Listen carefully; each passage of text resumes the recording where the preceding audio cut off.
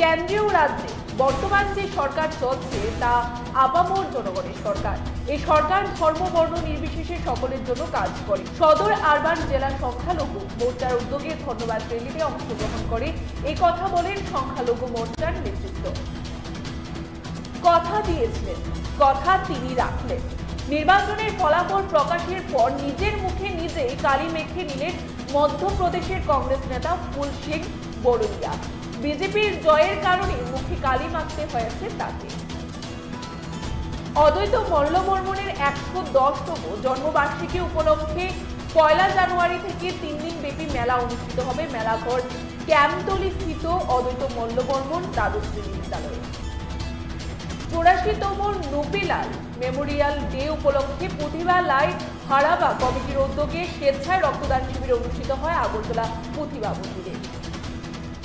দেশের সাথে সাথে রাজ্যেও খেলাধুলার মান উন্নয়নে অনেকটাই উন্নতি হয়েছে। রাজ্যের ছেলেমেয়েরা বহির্রাজ্যে এবং দেশের বাইরে গিয়ে ভালো ফলাফল করছে বলে দাবি করেন ক্রীড়া দপ্তরের মন্ত্রী টিকুলা।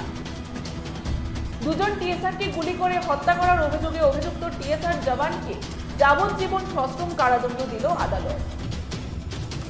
পিলাম প্রত্ন পর্যটন উৎসবকে কেন্দ্র করে শান্তির বাজার মহকুমার শাসকের উপস্থিতিতে অনুষ্ঠিত হয় এক আলোচনা সভা।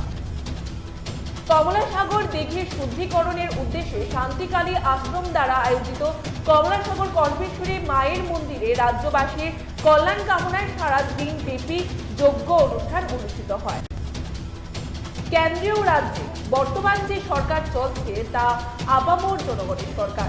এই সরকার ধর্ম বর্ণ নির্বিশেষে সকলের জন্য কাজ করে। সদর আরবান জেলা সংখ্যালঘু মোর্চার উদ্যোগে ধন্যবাদ র্যালিতে অংশগ্রহণ করে এই কথা বলেন সংখ্যালঘু মোর্চার নেতৃত্ব।